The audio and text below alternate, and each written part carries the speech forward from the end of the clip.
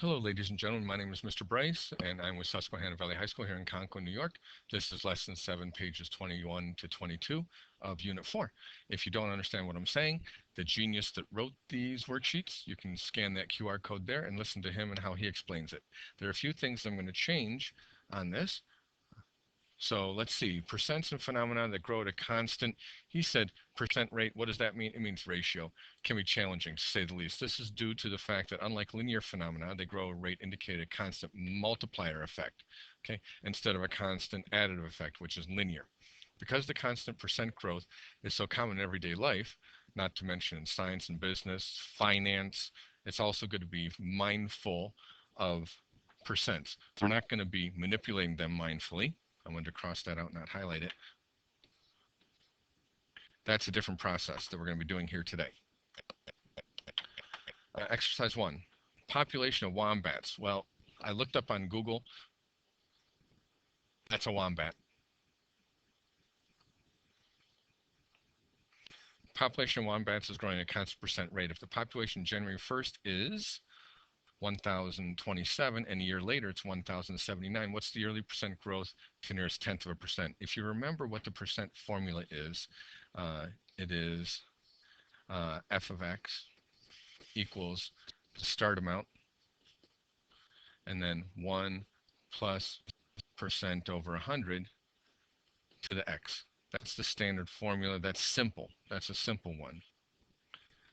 And since it's asking for yearly growth, x is going to be very easy. We have a difference. Okay, so the difference is 52. So we have the starting amount, 1027. That's what we started with. 1 plus percent over 100 to the first because it's 1 year. And then the ending amount is 1079. We solve this by first, this is a multiplication factor, so we're going to divide by 1027. And when I do 1079 divided by 1027, I get 1.05063 and so on. But we're going to round to the nearest tenth of a percent, so that's far enough. Equals 1 plus percent over 100. Why did I drop the exponent? Because it's a 1, anything to the first is itself. I subtract 1 from both sides. 0.05063 is percent over 100. Multiply both sides by 100, and I get 5.1%. It says round the percent to 100, to the nearest tenth, sorry. And read the question again to make sure we answer. Yes, it asks for yearly percent growth, so it's 5.1%. Now let's try to determine what percent growth the wombat population will be over a decade of time. We'll assume that the rounded percent increase is true from exercise 1 and continues for the next decade. After 10 years, what will multiply the original population be by? So we still take the same equation, and it says after 10 years. So f of 10 will equal 1027 times 1 plus the percent.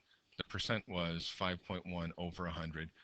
You could have changed that into a decimal, and then that's to the 10th power. Why is it to the 10th power? Because it says after 10 years, because it's asking for f of 10. All we have to do is throw that into our calculator, and I get an answer like 1,688.87. Now, it says round to the nearest hundredths. Really? Are you going to have 87 hundredths of a wombat? I really don't think so. The wombat would be insulted. It's a whole wombat. So my personal preference for an answer is 1,689 wombats, because why are we going to round something to the hundredths place?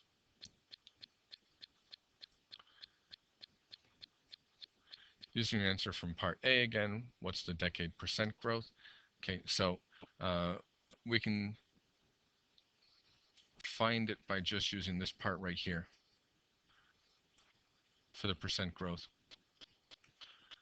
1 plus 5.1 over 100. You know, I'm getting a little tired of writing 5.1 over 100. We know what 5.1 over 100 is.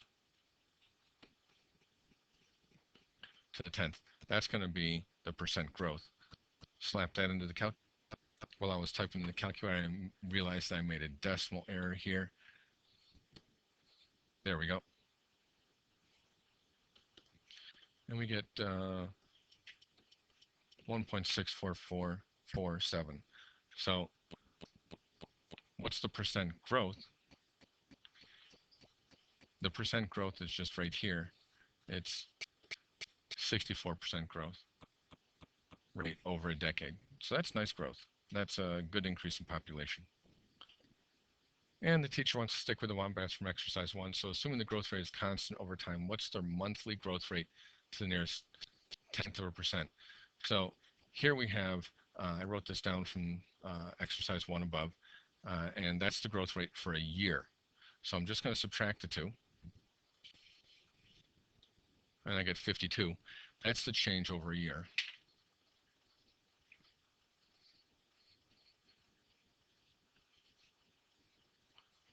So it says, what's their monthly growth rate? Well, let me see, how many months are there in a year? 12. And it says, assume a constant size month. We're going to assume 30 days in a month. So this is the way that I'm interpreting the question. It says after 12 months, so it's going to be, we're going to see what the monthly growth rate is. We started with 1027 equals 1 plus percent over 100 to the 12th. Because it's 12 months, we're going to try to find the monthly growth rate. So now I know the ending amount after 12 months was 1079 equals 1027,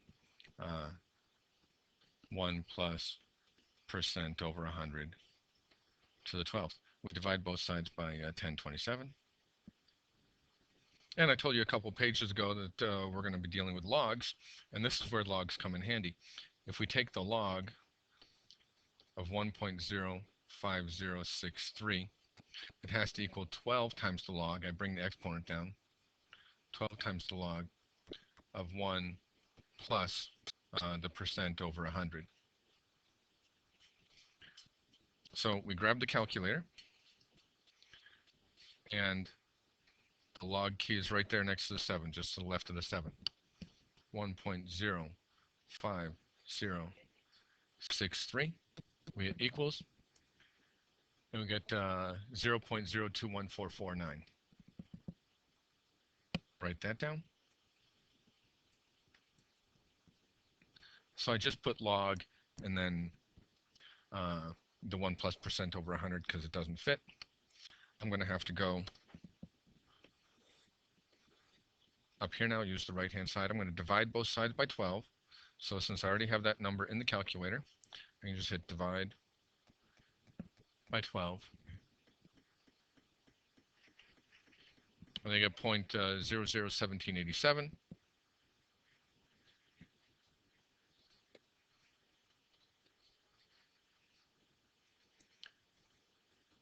Equals the log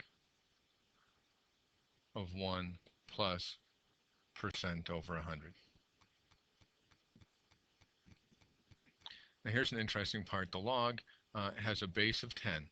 And so the way that we do this is the answer is going to become the exponent.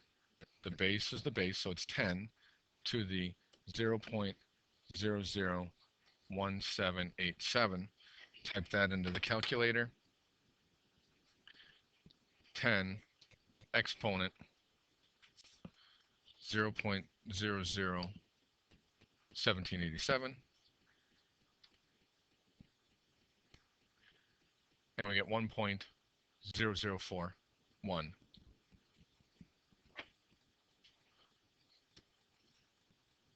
Let me check that again. Yep. Equals 1 plus percent over 100. So since I have the 1 plus percent over 100, I'm just going to subtract 1. 0.0041 equals percent over 100. Multiply both sides by 100, and I get 0.41 is the percentage. Okay, that's really squeezing it in. I just wanted to show you that we're running through this. We're going to spend 2 weeks doing percents. So what do I want from you? I want to make sure that you know how, just write this down. We're getting it, a seed is being planted in your brain for future use. Okay, now here's another question, exercise number 4, and they're talking about a population. So you can think, if I deposited money into a bank, or a population of crickets, or a population of fish, anything at all, population of people, was growing at a constant rate of 22% every 5 years. Why could they measure it only 5 years? Who knows? Then what is its percent growth rate over a 2-year time span? Round to the nearest tenth of a percent. Now, read part A. I mean, you can think about it, and you can think of a strategy. And then you read part A. First, give an expression that will calculate the single year or yearly percentage growth rate based on the fact that the population grew 22% in 5 years. Okay, so we like to have a point. We like to have, uh, an x and a y value. Okay, because that's what we had here. Uh, we had two values, 1027 and 1079. So we like to have, at least a beginning and an end, some kind of value here. Well, what was the x value? We know the x values. Yeah, what were the x values? So I'm going to say year 0. That's the x value. And the y value, how many were there in the beginning? It doesn't say. But a strategy to help solve this question is to grab a y value, and the easiest one that I can think of is 100, maybe 1,000, maybe 10,000, but 100 is nice because it's a percentage. So then we know that's the first one. In 5 years, x is going to be 5 because time is always the independent variable, and it grew by 22%. So you can either do 22 over 100 times 100, or remember that to turn 22% into a decimal, you just move it 2 places to the left. So you multiply 0.22 times 100, and wait, we get right back to 22.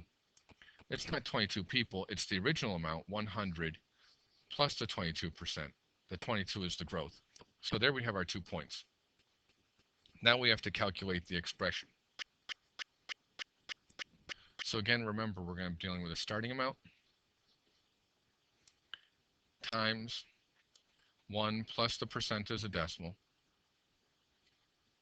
over 100, or percent over 100, or the percent as a decimal, to x. And I forgot to write what that equals. That equals f of x. So here, we know it's f of 5 equals the starting amount. We arbitrarily said we were going to have 100. Like when you're doing plans and you say, oh, I'd like to have $10,000 in the bank. So you start off with $10,000 and you do the calculations. Well, here we're starting off with 100 plus 1 plus percent over 100 to the 5th. Well, the function value at 5, the function's value at 5 is 122. That's what just that means. Function evaluated at 5 is 122. What is the y value when x is 5? There it is, 122.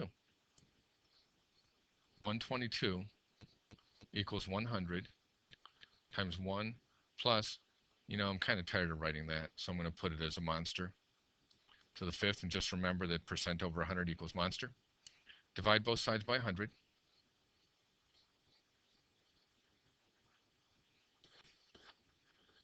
And I get 1.22 equals 1 plus monster to the 5th. Take the log of both sides. That's what we get. Now what's the log of 1.22? So you hit the log key, 1.22. Write that down. I rounded.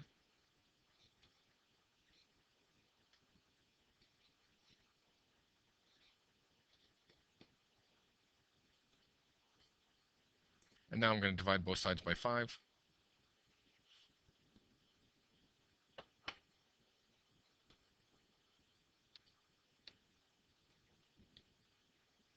Write that down. Now what I did a little earlier was I took the base, which is 10, and I wrote the answer down, 0.01727 as an exponent, and that equals 1 plus monster, because the base is the base and the answer is the exponent. So now I just type in what is 10 raised to the 0.01727, and there we go.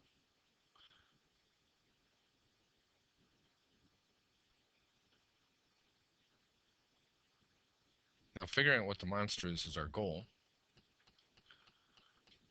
When we subtract 1 from it, we get 0.041, I'm rounding, equals monster was percent over 100, so when we multiply it by 100, we get 4.1 is the percent.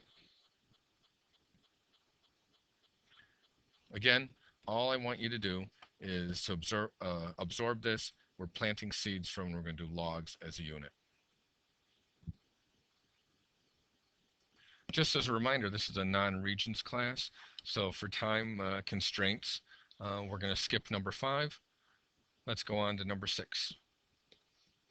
So just write the word skip there so that I remember that we told you to skip it. A radioactive substance has a half-life the amount of time needed for half or 50% of the substance to decay. This is true. Okay. Let's say that we have a radioactive substance that has a half-life of 20 years. Okay, what percent of the substance would be radioactive after 40 years? So we know the answer to it. We know the answer. But let's go over the mathematical reasons. Now, earlier in this situation, I said that we are going to use 100 in here. But since we just want the percent, I'm just going to use 1 because 1 times anything, is itself. So I'm just using a unit of 1. We have 1 unit of it, and we want to see what percent is left. In fact, we really mathematically don't even need that, but I'm going to leave it there. So anyway, the formula is 1, and we've been doing plus. Now, this is a decay. Radioactive has a half-life, and it is a decay. Decay means it's going down or it's subtracting. So we're subtracting, and then it's percent over 100, 50 over 100 times to the x power. Okay, so this is just the general formula. And we know that it has a radioactive substance, a half-life of 20 years. So you have to ask yourself, how many cycles are going by? Well, we have 40 years, and we want to know how many 20-year cycles. So it's a 20-year cycle. So 40 divided by 20 is 2. So we're going to do f of 2 equals 1, and then 1 minus 0.50 to the second power. So f of 2 equals, and 1 minus 0.5 is actually 0.5. So we're asking ourselves, what is 50 hundredths squared? And that is 2,500. So that is the percent that's left over. Really? What percent of the substance? So remember, percent is not 25. That's as a decimal. So it's 25% is left. I really like this question because it's counterintuitive. What percent of the substance will be radioactive only after 10 years, round to the nearest tenth of a percent? So again, we're going to do f of 1/2 equals 1, and then 1 minus 50 hundredths to the 1/2. Now, you might think, gee, since it takes 20 years for half of it to be gone, after 10 years, only a quarter of it is going to be gone. So let's take a look. f of 1/2 equals 50 hundredths, because that's what 1 minus 50 hundredths is, to the 1/2. I just realized I didn't explain where the exponent of 1/2 came from. Well, remember that the part is 10, and there's 20 years to a cycle, and we're talking about 1 year, so that's a half, and that's why we're trying to find f of 1/2. So what you do is you type in 50 hundredths raised to the 1/2 power, so f of 1/2 equals 7071. Okay, so um, that's not a quarter of it gone. That's 30% of it gone, or 29% of it gone. Round to the nearest percent. So how am I getting? Again, when we're talking about percents, you multiply it by 100, so it's 70.71%, round to the nearest tenths, 70.7% left. What percent of substance will be radioactive only after 5 years? So then we do 5 over 20, which is 1/4. So f of 1/4 equals, again, 1 times 1 minus half-life, 50% of it is going to be left, and x is 1/4. So the function value at a quarter equals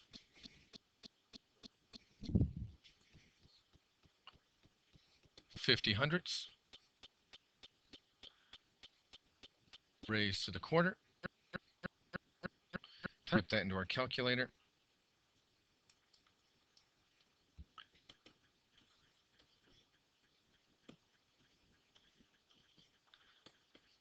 And then when we multiply it by 100, we get 84.1%, rounded to the nearest tenth of a percent. Before I talk to you, well, I'm going to talk to you about homework, but before I send you on your way, when you turn to the next page, we can do number 1. Number 2, the answer is choice 4. I want you to do number 3 on your own. 4, we're going to skip. When you turn the page again, you can do number 5. 6, we're going to skip. You can do number 7. 8, we're going to skip. So that's what you're going to do. Catch you later. This is Mr. Bryce signing out. If you have any questions, ask me in class.